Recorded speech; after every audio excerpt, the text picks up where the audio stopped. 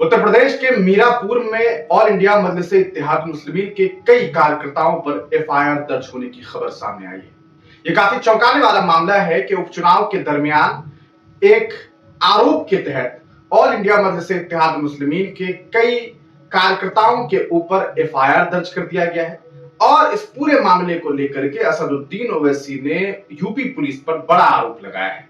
उनका ये कहना है कि ये पूरी तरीके से फर्जी एफआईआर है और हमारे कार्यकर्ताओं को फंसाने की एक साजिश की गई है। मीरापुर में क्या तस्वीरें सामने आई थी वो आपने देखा। कुछ लोगों ने सीधे तौर पर चुनाव के दरमियान ये आरोप लगाया कि हमें वोट देने से रोका गया। यहां तक कि एक तस्वीर सामने आई थी कि एक पुलिस वाले के हाथ में बंदूक था, एसएचओ साहब के, और उस बंदूक के आपने देखा था किस तरह से उस बंदूक को ताना गया हुआ था और सामने कुछ महिलाएं थी। हालांकि उस वीडियो के कॉन्टेक्स्ट को बाद में प्रशासन ने इस तरह से बताया, यानी कि प्रशासन ने, यूपी पुलिस ने यह दावा किया कि असल में वहां पर जो तस्वीरें आपको देखने को मिली है वो आधी अधूरी है। मामला यह था कि प्रशासन के लोगों पर पत्थर चलाने की कोशिश की गई, वहां पर पुलिस वालों पर हमला करने की कोशिश की गई और वहां पर मामला को शांत करने के लिए, मामले को सही करने के लिए प्रशासन को मजबूरीवश लाठी उठाने पड़े और हाथों में बंदूक दिखाना पड़ गया।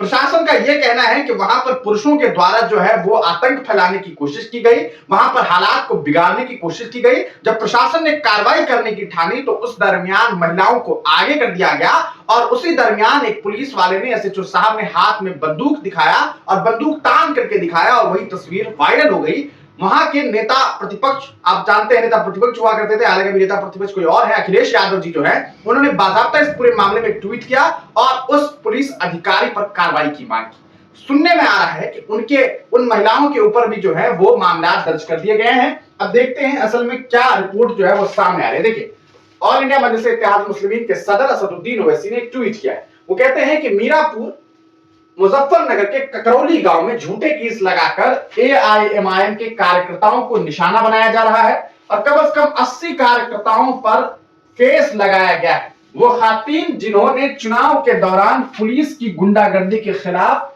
हिम्मत दिखाई थी, उन पर झूठे मुकदमे दर्ज कर दिए गए हैं। योगी का प्रशासन ही कुशासन है, यानी कि असदुद्दीन ओवैसी पूरी तरीके से योगी के प्रशासनिक व्यवस्था पर, यूपी पुलिस पर काफी गर्म दिखाई दे रहे हैं और काफी गुस्से में हैं। हमारे लीडर हर मुद्दे पर हर वक्त बेबाकी से बोलते हैं, इसलिए एआईएमआईएम ओवैसी को चुने। ये चांदनी ने जो है वो ट्वीट किया है। सुधीर मिश्रा लिखते हैं कि पुलिस पर पत्थरबाजी किया है तो जेल भेजे जाएंगे, पुलिस पर गोली चलाते तो 72 गुरों के पास भेजे जाएंगे। यूपी में कानून से खिलवाड़ करने वालों को बख्शा नहीं जाएगा। यूपी में बाबा बा, इसीलिए हाल ये बात कि झांसी में सरकारी अस्पताल में आग लग जाती है और उसमें 15 मासूम बच्चे जो है वो जिंदगी हार जाते हैं। छोटे छोटे 2 दिन 4 दिन 5 दिन के बच्चे, और योगी में बाबा वाले ये नहीं बताते हैं कि आखिरकार इनकी क्या विफलताएं हैं कि अस्पताल के एनआईसीयू में आग लग जाती है, जहां पर लोग अपने बच्चों को, अपनी जिंदगी को पूरी तरीके से वहां दे देते हैं कि उसका इलाज करवाया जाए और उसकी मौत हो जाती है।